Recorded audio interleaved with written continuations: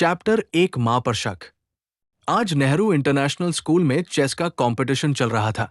Final में एक high class के दो स्टूडेंट्स एक का नाम है शिव और एक का नाम है रवि। दोनों के बीच में कांटे की टक्कर चल रही थी।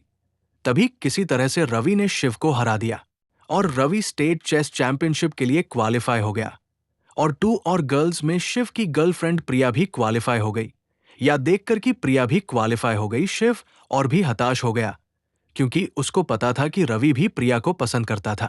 अब दोनों का ही सिलेक्शन हो गया तो दोनों साथ में ही प्रैक्टिस करेंगे और उनकी बीच नजदीकियां भी बढ़ जाएंगी।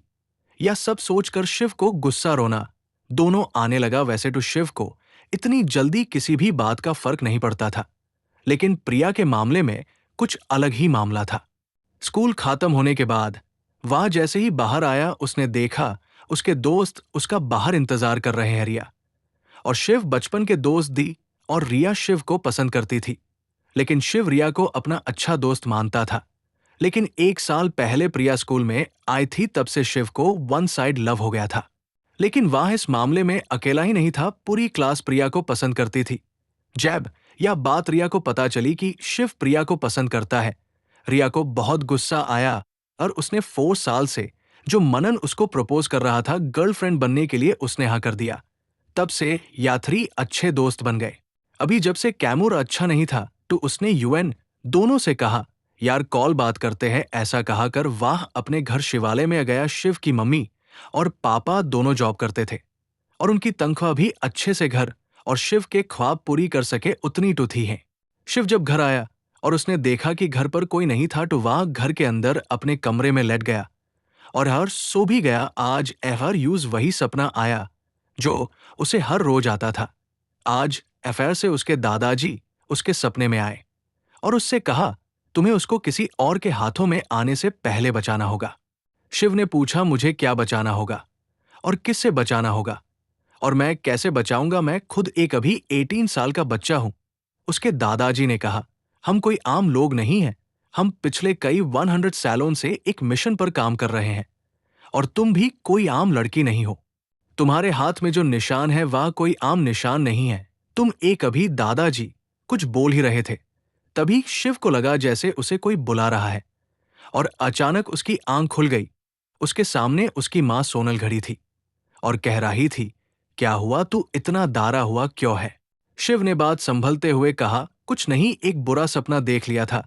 उसकी मां ने कहा, ऐसे शाम को मत सोया करो वरना ऐसे ही सपने आएंगे। फिर रात को तुम सोते भी नहीं हो अच्छे से। और बताओ, आज तुम्हारे कंपटीशन थी ना, उसमें क्या हुआ?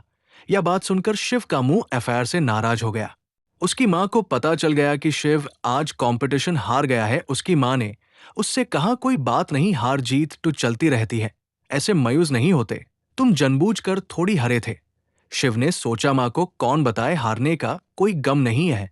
गम तो इस बात का है कि उस रवि का सिलेक्शन हो गया और अब वाह और रिया साथ हाई प्रैक्टिस करेंगे। तभी उसकी मां ने उसके सामने ताली बजाते हुए कहा, किन ख्यालों में खो गए भाई? शिव ने कहा, कुछ नहीं, और मां के सामने हंस दिया। फैया थोड़ी देर में खाना खाने का समय हो गया तो वह भी लोग खाना खाने किचन में गए। शिव ने पूछा, पापा अभी तक क्यों नहीं आए? तभी शिव की मां का फोन बाजा तो शिव की मां ने फोन उठाया। सामने आदमी था। उसने थोड़ी देर कुछ फोन पर बात की, तभी सोनल का फोन उसके हाथ से छूटकर सोफ पार गिर गया। वाह एकदम से फ्रीज हो गई। ये देखकर शिव तुरंत अपनी मां के पास गया और पूछा, क्या हुआ मां, किसका फोन था और आप ऐसे एक ही जगह क्यों खड़ी हो? तभी उसे तुरंत झटका लगा और उसे कोई अनहोनी होने का एहसास होने लगा, क्योंकि अभी वक्त 8 मिनट हुआ था और उसके पापा 6 बजे आ जाते थे। ये सोचते हुए वो अपनी मां को पूछने लगा, क्या हुआ मां, किसका फोन था? शिव की आवाज सुनकर सोनल होश में आई और बोला, कुछ नहीं हुआ।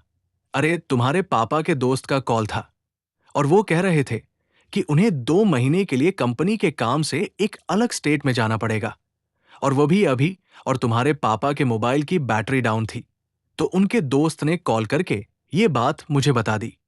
लेकिन अपनी मां का मुंह देखकर शिव को एहसास हुआ कि कुछ तो हुआ है, लेकिन कुछ पूछा नहीं। थोड़ी देर बाद वो लोग खाना खाने किचन में आ गए। खाना खाते टाइम उसने कहा, पापा कौन से स्टेट में गए हैं? ये बात सुनकर उसकी मां तुरंत हड़बड़ा गई और वो कहने लगी, वो बेटा, वो हाँ, वो झारखंड गए हैं। शिव ने कहा, ठीक है, मैं उन्हें कॉल करता हूं।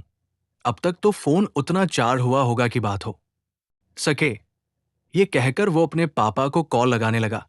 ये देखकर उसकी मां के मुंह के एक्सप्रेशन बदलने लगे और उन्होंने शिव को कहा वहां पर फोन नहीं लगेगा क्योंकि उनकी कंपनी जंगल के पास है, तो वहां टावर नहीं है। अब 2 महीने बाद बात होंगी। ये सुन के शिव को थोड़ा अजीब लगा, पर फिर भी उसने अपनी मां की बात मान ली और फोन नहीं किया।